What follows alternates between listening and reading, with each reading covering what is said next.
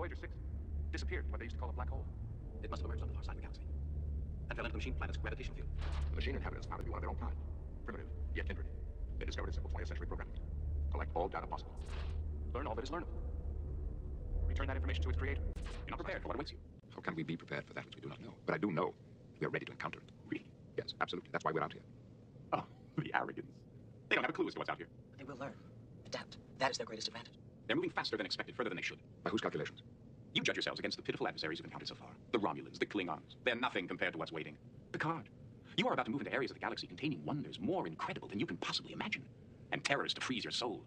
I offer myself as guide, only to be rejected out of hand. We'll just have to do the best we can without you. What justifies that smugness? Not smugness, not arrogance. We're resolute, we're determined, and your help is not required. We'll just have to see how ready you are. Kill!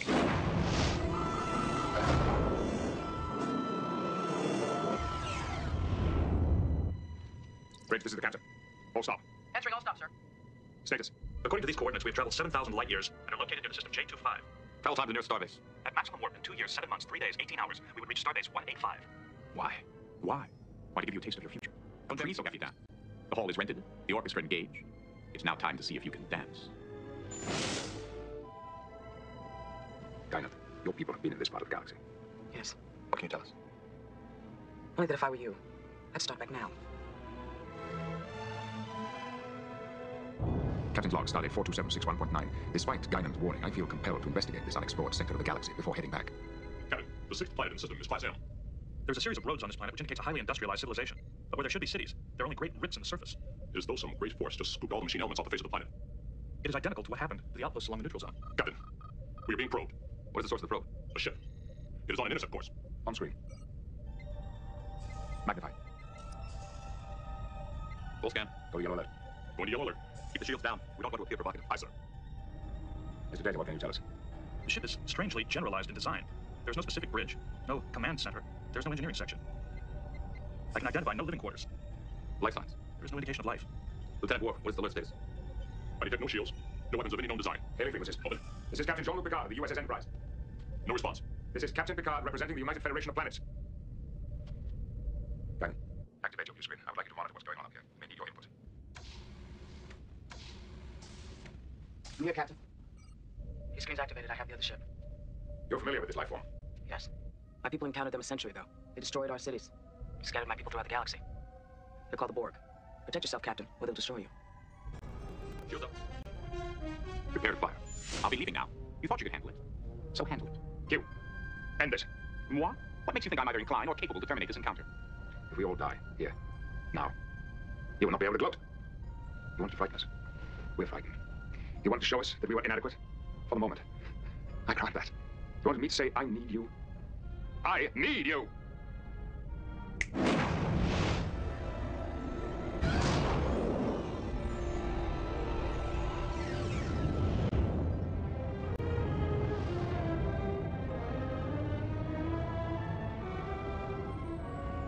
Q set a series of events into motion, bringing your contact with the Borg much sooner than it should have come. Now, perhaps when you're ready, it might be possible to establish a relationship with them. But for now, for right now, you're just raw material to them, since they're aware of your existence. They will be coming. You can bet on it.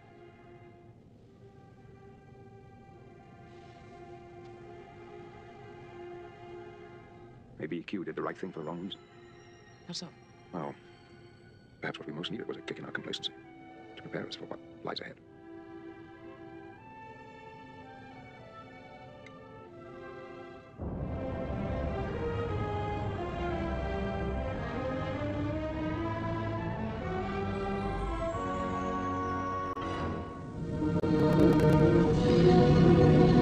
You look so tough. We are Borg. Aren't you going to tell me you have to assimilate me? You wish to be assimilated? No, but that's what things do, isn't it? Resistance is futile. Resistance is futile. It isn't. My people resisted when the Borg came to assimilate us. Some of us survived. Resistance is not futile? No, but thanks to you, there are very few of us left. We're scattered throughout the galaxy. We don't even have a home anymore. What you were saying is that you are lonely. What? You have no others. You have no home.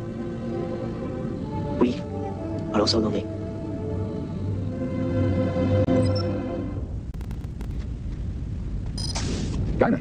Please, come in. Are you sure you look like you're preparing for a quiet evening? No, I'm delighted to see you. Can I get you something to drink? No, thank you. I was thinking how you said the other day that my foil was dipping. That I should get some exercise and strengthen my arm. Well, a strong forearm is certainly an advantage in fencing. And bartending. About the Borg. Aren't you the least bit surprised by him? Surprised? You know he has a name? The Forge gave it to him. His name is Thew, and he's lonely.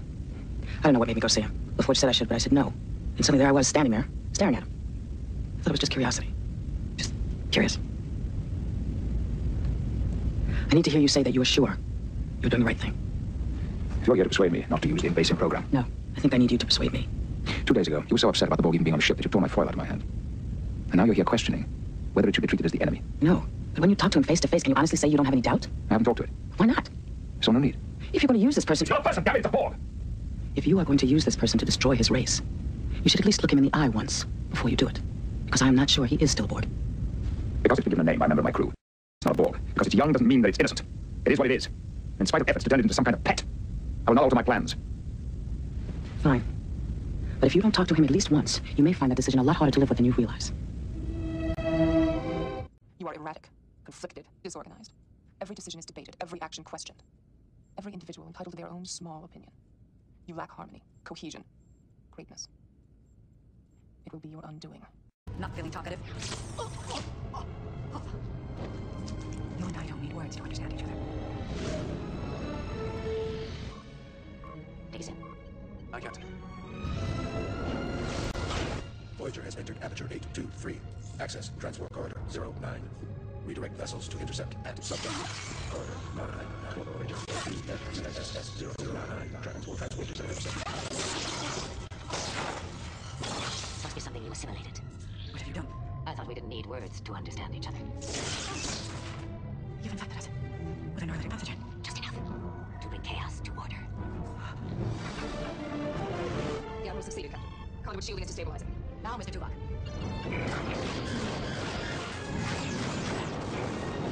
Voyager will be destroyed. They're ahead of the shockwave. They'll survive. Captain Janeway and I made sure of that. It's you who underestimated us.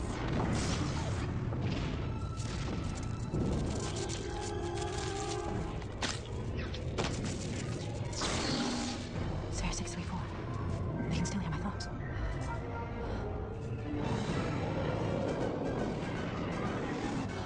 And they've assimilated your pathogen. But I also assimilated your armor technology.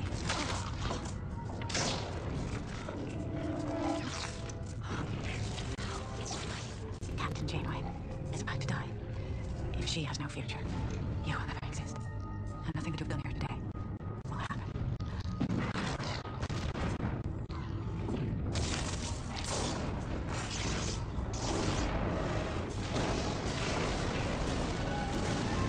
Mr. Paris, prepare to adjust your heading. Yes, ma'am.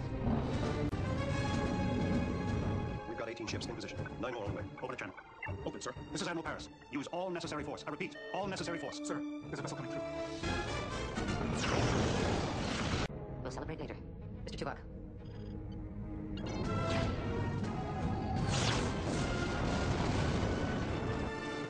Ceasefire. You did it.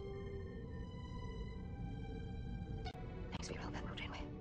Sick bay to the bridge.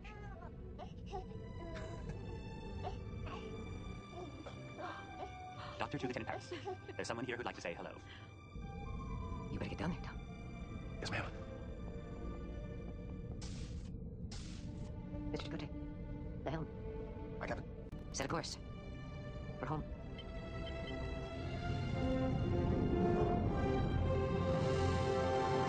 My mind to your mind. My thoughts to your thoughts. Yes, her memory patterns within the collective were well hidden.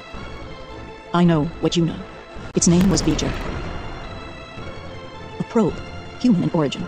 It fell into a black hole where space and even time are bent. Through whatever providence, this machine survived. Living machines found the probe, found it, and altered it. Its programming a mystery to them. They interpreted it as best they could. Returned to the Creator. But it could find nothing. No others like it, and none that could have created it. In that moment, the probe decided all carbon-based life was an infestation of the Creator's universe.